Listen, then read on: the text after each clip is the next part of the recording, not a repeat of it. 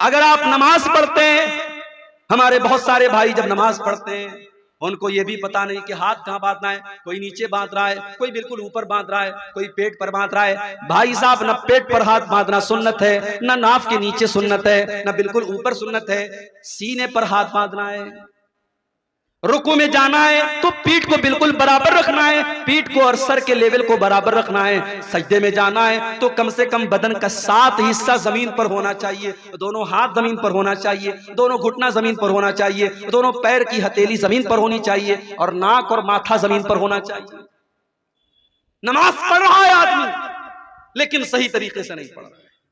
एहसान ये है, आप जब भी नमाज पढ़े सही तरीके से पढ़ें। अल्लाह के नबी ने देखा एक आदमी नमाज पढ़ रहा है, बहुत जल्दी जल्दी पढ़ रहा है, फटाफट फटाफट पढ़ रहा है। आपने जब उसने सलाम फेर लिया, उसने आकर के अल्लाह के नबी को सलाम किया, आपने सलाम का जवाब दिया और आपने फरमाया इरजे फसल्ली फइन्नका लम तुसल्ली, ऐ मेरे भाई जाओ तुम फिर से नमाज पढ़ो, तुमने नमाज नहीं पढ़ी। सहाबी फिर गए, फिर से नमाज पढ़ी, फिर आकर के सलाम किया, आपने सलाम का जवाब दिया, आपने कहा तुम जा करके फिर से नमाज पढ़ो, तुमने नमाज नहीं पढ़ी। 3 बार ऐसा हो गया। सहाबी बोले अल्लाह के नबी मैं तो अपनी तरफ से अच्छी नमाज पढ़ रहा हूँ, मुझे नहीं पता कि इससे अच्छी कैसे पढ़ी जाती है। आपने नमाज का तरीका बताया, आपने फरमाया जब तुम नमाज में खड़े हुआ करो इत्मीनान से खड़े हुआ करो, सुकून से खड़े हुआ करो, अल्लाहु अकबर कह करके हाथ बांधा करो, सूरह फातिहा पढ़ा करो, कोई सूरत मिला लिया करो, फिर जब रुकू में जाया करो इत्मीनान से रुकू किया करो, जब रुकू से उठा करो इत्मीनान से खड़े हो जाया करो, फिर आराम से सजदा किया करो, फिर आराम से सजदे से उठा करो, इत्मीनान से नमाज पढ़ा करो,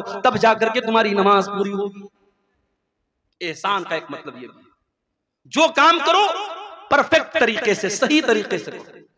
यहां तक कि जब आप जानवर के गर्दन पे छुरी चला रहे हो, अल्लाह के नबी फरमाते हैं इज़ा क़तलतुम फ़ासिनुल क़ितला व इज़ा ज़बातुम फ़ासिनुज़ ज़िबहा, जब तुम अपने जानवरों को ज़बा करो तो सही तरीके से ज़बा करो, उसका तरीका समझ लो कि कहां पे छुरी रखना है, कौन सी रग को काटना है, कब काटना है। जब ज़बा करो तो सही तरीके से ज़बा करो, अपनी छुरी को तेज कर लिया करो। छुरी ऐसी ना हो कि बेचारा जानवर तड़प तड़प करके मरे, छुरी इतनी तेज हो कि एक बार छुरी चलाओ और जानवर की जान निकल जाए। छुरी को पहले से तेज कर लो ताकि अपने जानवरों को आराम पहुंचाओ।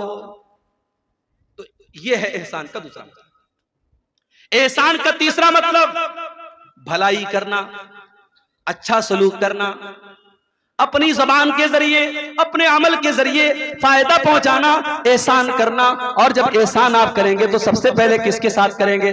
फरमाया व बिल वालिदैनि एहसाना, अपने माता पिता के साथ, अपने माँ बाप के साथ आपको एहसान करना है। मौलवी साहब मेरे बाप ने मेरे साथ बहुत गलत काम किया है, मेरे बाप ने जायदाद से मुझको बेदखल कर दिया है, 4 भाइयों को जायदाद में हिस्सा दिया और मौलवी साहब मेरे बाप ने मुझको जायदाद में हिस्सा नहीं दिया। आपके बाप ने गलत किया, ना इंसाफी की, जुल्म किया, आपके बाप की अल्लाह ताला के यहाँ पकड़ होगी, मगर फिर भी इस गलत करने के बावजूद आपकी जिम्मेदारी है व बिल वालिदैनि एहसाना, आप अपनी जात से अपने माँ बाप को तकलीफ न पहुंचाना, जहां तक हो सके उनके साथ अच्छा सलूक करते रहना। बहुत मुश्किल काम है मगर करना है।